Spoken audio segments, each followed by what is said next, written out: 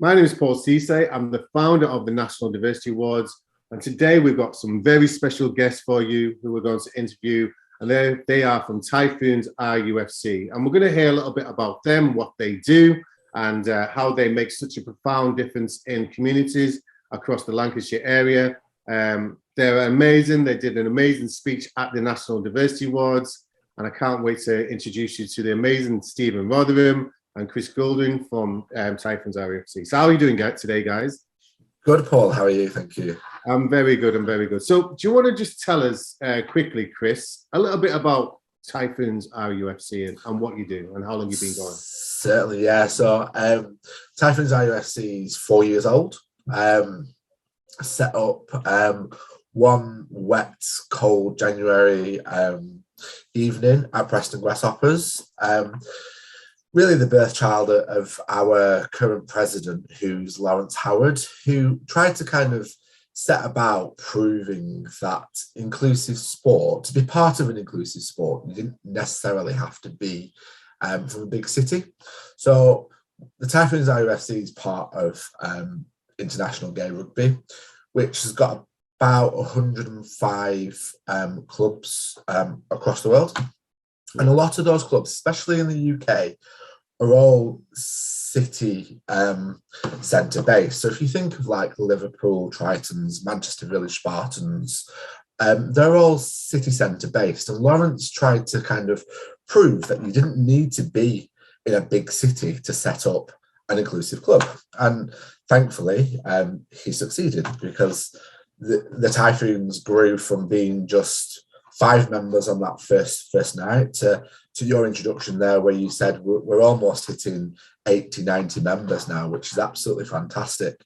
We originally started out as just a union team for males, but very quickly we identified that we were getting a lot of inquiries from females, and for an inclusive club and trying to kind of be diverse, it didn't seem right for us to be saying, sorry, we're male only. So we kind of set about changing that, and we introduced the touch team almost a year later after setting up, which expanded the club massively and expanded the whole diverse range even bigger for everyone, really. So it really meant we could welcome everyone from any kind of strand of diversity, male, female, trans, for any kind of anything that you can think of, we could welcome him. So you've explained that brilliantly, because before that I kind of tried to do an introduction and it just failed miserably. Better job than I, obviously, because what you do. And I think it's really commendable. We mentioned before that you're in Lancashire and you've got over 80 members and you're very inclusive. What kind of impacts does Typhoons RUFC have on the people that actually join, and what kind of walks of life are they from?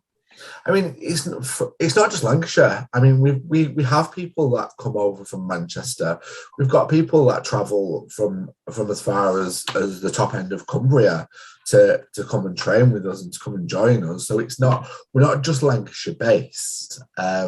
We're kind of like, Preston is very central to Lancashire, so lots of people travel from different areas some of them from outside Lancashire as well to come to the Typhoons. So, and I think for me, it's just the kind of, I mean, Stephen will probably back me up on this, the welcome that you get when you join, and you're instantly from the first kind of second you step out of the car, you're welcomed into the family, you're welcomed onto the pitch, you're supported, and I'm sure Stephen is relatively new, only joined us last year, so he can probably talk a little bit about the welcome that he got and what it feels like to be part of the Typhoons family. Well, let's touch upon that just now. So Stephen, we're going to go over to you, but obviously you've just joined there, and I've read in the bio before that you've had people from faced homelessness and been in safe housing, and obviously within today's society, homophobia has really hit it over the head again. Quite recently, we've had quite a few events that have been happening, and so it can be really, I can imagine it can be just that kind of camaraderie of togetherness within the organisation and give them a sense of purpose. Is that right? Why did you join, Stephen? Why did you join Typhoons? I've always wanted to sort of get into rugby, but never really had the confidence to go for it, really. I've known of the Typhoons since probably about 3 years, 2-3 years.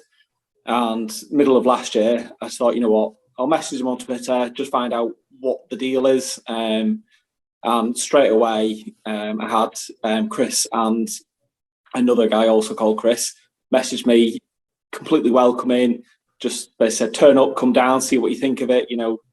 And I've never looked back, really. I wanted to do something like rugby to give me something other than work, really, because I moved up to Lancashire for work, but I don't have any sort of family or friends up here. And the Typhoons has given me both of those now, as well as keeping me fit and healthy, mentally and physically. Yeah, I genuinely can't thank the Typhoons enough for that. Yeah, we hear that quite a lot, you know. So, you know, a lot of the winners and shortlisted nominees, they're basically just that outlet for people, you know, obviously, you know, for people to have a sense of belonging. And I've read that you know, the people within Typhoons actually help each other's just a job and careers and various aspects, you know, maybe, you know, doing tiling. I don't know if that's something that's happened within there, but that's the general emphasis, that people are helping each other, not just playing rugby, but it's a sense of community. Yeah. Absolutely. And I think the people that kind of lead within the Typhoons at the moment, so like the committee, who are obviously all volunteers, like I've been part of another rugby club before coming to the Typhoons. So I was able to kind of make sure that, you know, like the welcome that we get. And because I've been part of another rugby club before coming to the Typhoons, I know how nervous people feel about turning up for that first session. So making sure that welcome is just the best welcome that they could have. And I know, like I said, the first rugby session that I ever went to, not with the Typhoons, I had to pluck up the courage to get out the car and go into the actual clubhouse. So knowing what that feels like, and everybody's been in the same boat. So it's kind of really important to us that welcome on that first session, or even like Stephen just mentioned there, even when you first inquire, that's when your kind of Typhoons journey starts in my eyes. And I think that's really important, that we kind of set that standard of a welcome. I love the fact that you are really inclusive as well. So you've got people from every aspect, trans, as lesbian, gay, bisexual, queer, everybody within that community, and probably some from diverse backgrounds as well, as regards to ethnicity and abilities as well. Absolutely, which is fantastic. So, you know, what is that like? So, you know, in rugby, I'm a rugby guy myself. I'm probably not union.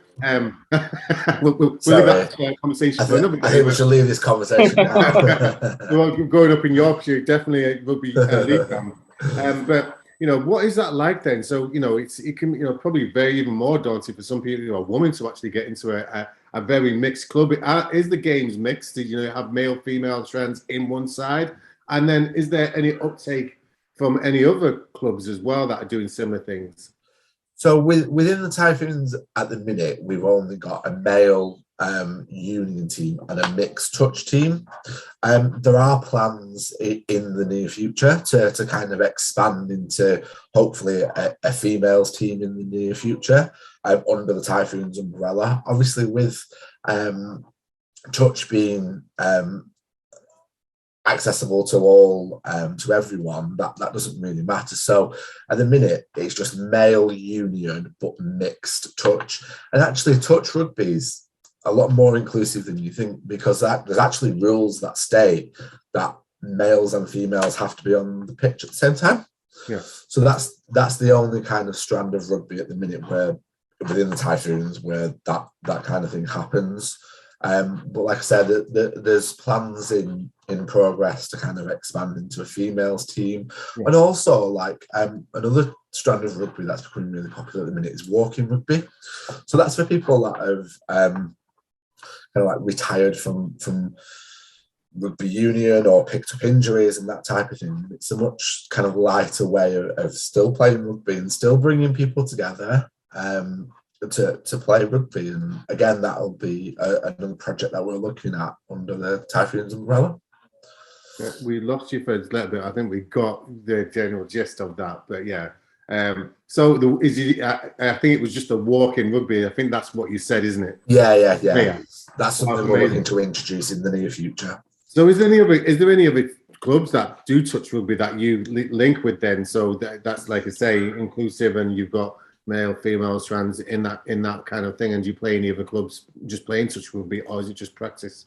Yeah, touch rugby is massively taken off, especially within our organisation at the minute. There's a lot of newer clubs that have set up touch rugby as part of inclusive gay rugby.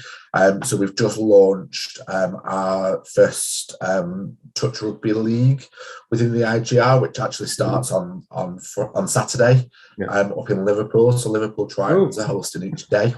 Your stomping ground, Paul. So Liverpool Tritons are hosting the first day on Saturday. So that's the first league match for touch, which is really exciting. Do you feel, touching on this, I'm going to go to you now, Stephen. Do you feel there are any limitations for members of the LGBT community when taking part in rugby? Do you think there's some limitations? And if so, what are they? I think there probably are, but it's more self-inflicted limitations in terms of confidence and past experience of sport. Certainly going through school and stuff like that. I mean, I know it's many, many years since I was in school, but I remember my experiences of doing sport in school really put me off the idea of ever doing sport again. It wasn't until I saw what the Typhoons were doing that my interest started peaking again. I thought, well, maybe I can be part of this. And obviously accessibility as well in terms of, knowing where those clubs are and knowing how to get to those clubs. But I don't think any of those limitations are anything that you can't overcome by just getting in touch and reaching out and making those inquiries. And I'm sure that you guys, like you said before, giving a really warm welcome anyway. You're very friendly guys, and with you, it's not, you're not intimidating at all. Maybe on the pitch, but outside of that, definitely very, very warm individual. So sure, nobody has a problem about joining. So, do you feel professional rugby clubs should follow your lead and make teams more inclusive? Do you think you've touched upon Liverpool Tritons, you touched upon it is happening, but is it happening at the rate that you would like it, or is it still very much in its infancy? I think rugby is one of the most inclusive sports there are out there in comparison to football. And in comparison to other sports, I think rugby is probably one of the most inclusive sports publicly. I mean, statistically, there's got to be some LGBT people within Premiership football. The statistics would say that, but I think rugby has progressed, but there is still a long way to go with it. And we're part of England Rugby, which does have its own diversity board, and King's Cross Steelers chairman, who's Matt, actually sits on the board of diversity within the RFU. So I know he's working really closely to kind of guide England Rugby down to be more inclusive. The King's Cross Steelers are the first ever IGR team in the world. I think they're 20 years old now. So they're, with having Matt on that inclusivity and diversity board within the RFU, really going to kind of set rugby apart in terms of the diversity. Absolutely. And long may that continue, and it's good that England Rugby is getting involved and it's the conversations are happening. But obviously, we still got a long way to go, and it's to the wider community getting involved. I think a really important kind of story to tell you there is a couple of months ago, our host club is Preston Grasshoppers, and they invited the CEO of rugby down to watch a match.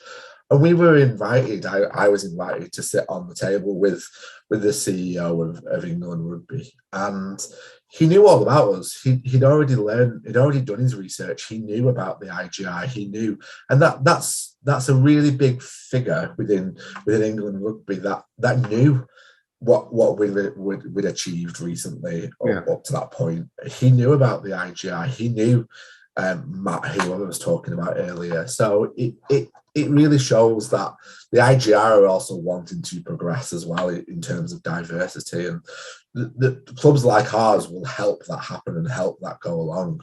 Absolutely. So we move on. We move forward from 3 years, and now being shortlisted for the National Diversity Awards and actually ultimately a winner. What was it like, really, when you first got the email to say that you've been shortlisted? Because out of many, many thousands of nominations and votes, it's no mean feat to be shortlisted. So what was that like? How was that received for yourself and throughout the clubs? Throughout the club? It was a surprise, like you said, because there was that many people. Just to be shortlisted and just to be sat in that room with people, being a shortlister at the actual event was an honour in itself, and to get that email was such a surprise. I mean, Chris Barber-Minchley, who's our club development and sponsorship guy, is kind of the guy that kind of spearheaded putting in the nomination and putting ourselves forward and did all the work behind kind of getting our nomination out there. And it was just an utter surprise. And when we saw who we was kind of up against as well, just an absolute shock. And Stephen will probably talk about how we received it in the club and what we did there from getting that nomination and that shortlisted. Yeah, what was that like, Stephen? What was it like from your experience and the club's experience? Well, I've known of the National Diversity Awards for a number of years now. Cause I've worked within the public sector. I've worked with people that have gone for an award, so I know how prestigious it is and how hard it is to actually just be shortlisted. So when the news trickled out that we've been shortlisted, it was phenomenal. It really lifted the morale of everyone on the team. I mean, the night when we won the award, I was actually at home. I was ill with COVID, and my phone just started buzzing non-stop. And I looked down and I saw that we'd won. And I couldn't believe it. I think I reread the message about 5 or 6 times before it sunk in. And videos started coming through from the likes of Chris and Chris Barber-Minchley, who were there to accept the award. And it was so emotional. Everyone was just. We were on cloud nine as a club, and I think we're still riding on that cloud. It was emotional. You guys got up there and you did your little Typhoons, 1, 2, 3 Typhoons, which added a little touch with some great pictures and some great videos of that as well, which we absolutely love. And obviously, you said you was up against other people within your kind of category, community organisation for LGBT. What was your action about the other nominees, and have you linked in since to any of them, or have you managed to make any connections? We made some connections, I think, with the army representatives that were there as well. So I know that's kind of being taken forward at the moment. So yeah, exactly the same. Any one of them in that category for the communities for LGBT would have been the worthy winners of that. And just to be up against such a massive range of different organizations was just a true honor. And my plea to them is to just continue, and my plea to everyone that was in that room that night is just to continue to do what you're doing, because you're doing massive things for diversity. And there's a long way to go, but we need to continue to do it to make this world, this country, a more diverse place, a more accepting place. I think one thing I go around all the tables, as you've probably seen. I came to your table as well. Yes, yeah. And one thing that I noticed is that you've got people from every background. It doesn't matter whether you're from an LGBTQ plus community, whether you're from a different race or different religion, different age, different gender, whatever they may be. Everybody's accepting of who they are. There's no bias in that room. Absolutely. And there's no discrimination, and everybody's just like, well, Typhoon, you're from an LGBT. You're amazing. You're a disability campaigner, and you've just done fantastic work. Well done. Do you know what I mean? And that's kind of how society should be. And that's absolutely. And as we were leaving the cathedral on that night, and hundreds of people there that we probably never even see actually on the night, but they were all coming over, shaking our hands and congratulating us, and it's such an amazing feeling. And how did you feel when you walked into the cathedral for the first time? Because what we want to do is make people feel I'm 100% really special, and because you're just amazing. So what was that like walking in there for the first time? Amazing. I've never been in that cathedral before in my life, so just the whole setting of it, the way it's done, the hosts of the evening, absolutely fantastic. I was absolutely blown away. I think the majority of the time I just had goosebumps because I was in complete awe of the setting and the way it was done. It was just absolutely perfection. But what really makes the National Diversity Awards special is you guys, though, and Wonder No Illusion. That's the stories that you bring and the actual difference you're making in society. That's what makes the award special. And I certainly was in tears quite a few times myself from some of the winners and so on and so forth. So I know you touched upon it before, but so actually, what was the moment that your name got called out as winners community organisation for LGBT? What was that like? And then and obviously I know you touched upon it, but what was that like for the wider club and as well? And has it had any impact? I mean, for me, being there completely unexpected. I had a conversation with one of our members that was sat next to him, because I actually put my jacket on because it was a little bit cold. And it was just before our award, and Chris, who was sat next to me, also did the same. And I asked Chris, and I said, "Why are you putting your jacket on?" And he went, "Well, just in case." And I went, "Well, I've only put my jacket on because I'm cold." And then somebody else next to us went, you knew we were going to win this. And we absolutely didn't. I mean, there's a video, somebody actually videoed it. It was sat on our table, and you can absolutely see the utter shock on our face. And I couldn't stand up. I literally just I froze. And I think because we understood the absolute scale of the National Diversity Award that we just won. I mean, we've won local awards and things like that, but this is a massive thing for the club. And and then we obviously Stephen will touch on what it was like for us to pass that down and how it felt for the members. Yeah, well, how did it feel for the members then, Stephen? Over to you. I said it before. Was you watching it at home as well? Yeah, watching it from home. So as I said, I was poorly anyway with COVID. So I was tuning in and then, take himself off for 5-10 minutes. And because I knew that, the Typhoons were up against some absolute trailblazers that, do some amazing work, I thought, we're good, but are we, good enough to win? And then when we won and the news trickled down, my phone blew up. I thought, I need to pull myself together here and actually have a look at what's going on again. Whilst you were sweating with COVID. I felt very, very sorry for myself that day. I was wrapped up with a laser blanket. I opened my phone and just everyone was going absolutely mental in the group chat. There was just so much love in the room. And then watching the video of Chris and Andrew, who were all reacting to it, I'm not ashamed to admit, I started crying. I was bawling my eyes. Wow. I was so proud of the team. That I've only been with them for about 8 months, but the family now and to see that family grow and be recognised nationally it was phenomenal. That feeling was just echoed across the entire team. We actually had a match the day after the ceremony, Paul. As you can imagine, there were a few sore heads. One of them being mine. So yeah, we brought the award to the match, and it was it was a nice match because we'd just come out from our opponents congratulated us. So it not only did it go, obviously we've made it kind of go viral as much as we possibly can with extending it, because it's not just our award, it's everyone's award. And, you know, we have a team of volunteers that run the club. It's not just their award, it's everyone's award.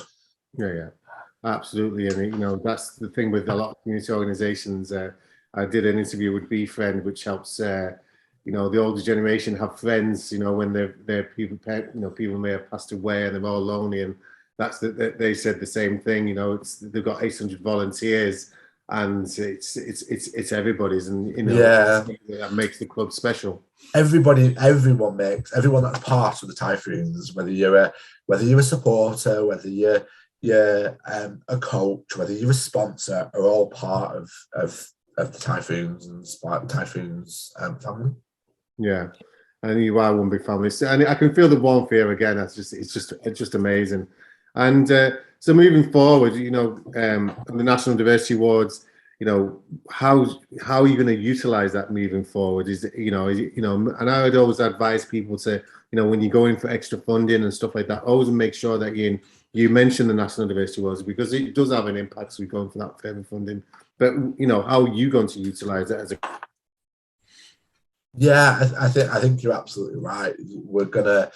We've utilised it by kind of pushing it out as far as we can, far and wide. Our IGR, who's our worldwide organisation that we're part of, shared that for us, and we were getting messages from all over the world congratulating us, because, you know, we're just one club part of many, which we all do the same thing. So it's everyone's award. So, and in terms of kind of just pressing that message out, it's opened up so much. We've had so many more inquiries now from members wanting to join us since the award, funding streams and things like that. So, and we're really keen to make sure we're planning something very special for everyone, to include everyone. So it's just kind of making sure that everyone's included and making sure that we kind of spread the message of our win and the win for everyone, everywhere, as much as we can. And it's great that you make connections with the Army as well, which is phenomenal. And they've been huge supporters of the awards for a long time. And I think rugby and the Army go well together as well. So I'm not surprised that connection's been made. What's the conversations been like between you both? Good. I think Andrew, who's our club secretary at the minute, is leading on that. So we're hoping to get something set up with them very soon. They approached us off the back of the win, so it's really positive. So yeah. And so, what advice would you give to others? I'm not just talking about, well, maybe for nominations if they're thinking about nominating, but just, you know, to organizations that may not quite, you know, I hear this all the time, they may not quite believe in themselves as an organization. Are we big enough to go for this awards? You know, are we doing quite enough? What advice would you give to anybody that's submitting for an award, or what advice would to be to organizations from an LGBTQ plus or from wider field, just to carry in what they're doing and the impact that they have? Just put yourselves forward and nominate for it, no matter how big or how small, because if you are a diverse company or a diverse organisation, you're making a difference in this world, and you should be celebrating what you're doing. And this is a really good opportunity to be part of that celebration and really kind of expand the organisation that people are part of. And so what would... Go on, sorry. Yeah. I was just going to say, I'd just say that, you know, if you're practicing what you preach, you deserve to be celebrated for that. So go for it, and you know, you'll have the backing of everyone that you support. That's my advice. Just go for it. Yeah, because it's that imposter syndrome. So people think, oh, I'm not good enough. You know what? Absolutely. Well, actually, you know. So, for instance, I remember 2013, we had a LGBT rights campaigner from Dunfermline in Scotland. And, you know, they only helped like 10 or 15 people from the LGBT community. But that was a vital lifeline for them. Like, you know, there was so much discrimination going on, so on and so forth. And for me, that's what the award is all about. It's not about the huge charities, although there is some great work going on with huge charities. It's about you community heroes that are just influencing change and making massive gains. And I just want to congratulate you myself as well for everything that you do and for the difference you're making in society. And, you know, and I think, you know, people will look at yourself, maybe from an LGBTQ plus or from another community, they'll interview and hopefully they'll go, well, you know, I can make that difference too. So if you're thinking about doing a community, the idea that that's out there and you think, oh, just, you know, that's quite missing from our community, go for it. And Absolutely. we've got a huge database. Reach out to people like, you know, Chris or Stephen to say, how did you do it? I'm sure they'll be open to arms to say, well, you know, to give you some help on how you can make that difference. And if you're interested in joining Typhoons, how do people get involved? Or if you're interested in funding or helping with their cause, how do they get in contact with yourselves? So our social media is Facebook Typhoons RUFC, or Twitter or Instagram, which is at Typhoons RUFC. Just drop us a message through that, and we've got a team of dedicated people that will help you and point you in the right direction for whatever it is you're contacting us for. And is there, so just a last question on this then, so, you know, there is clubs like this all over the UK, I suggest. Is there any way they can go and find out where their local club is?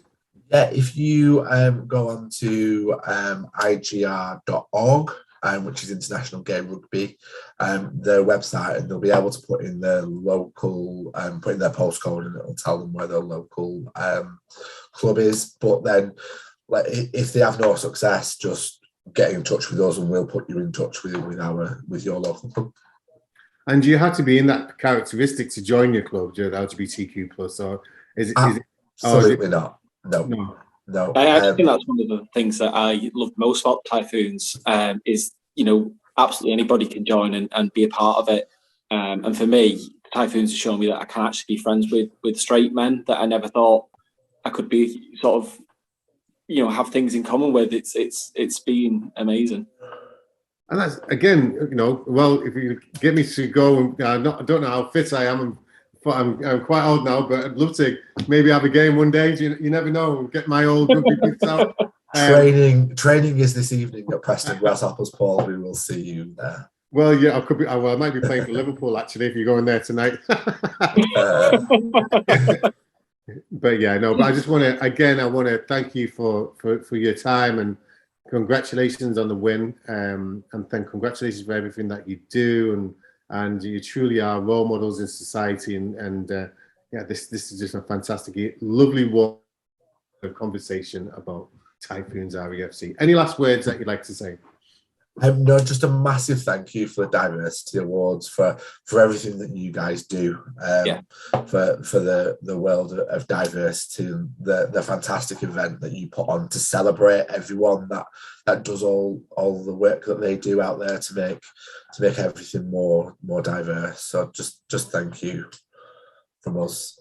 And thank you again. So yeah, so that's it from us. We'd like to say, should we do a 1, 2, 3 Typhoons? I think I really want to do that before we go. So we'll let you lead that, Paul. Because I was jealous on the stage. I want to be part of that gang. So you ready? Here we go. 1, 2, 3.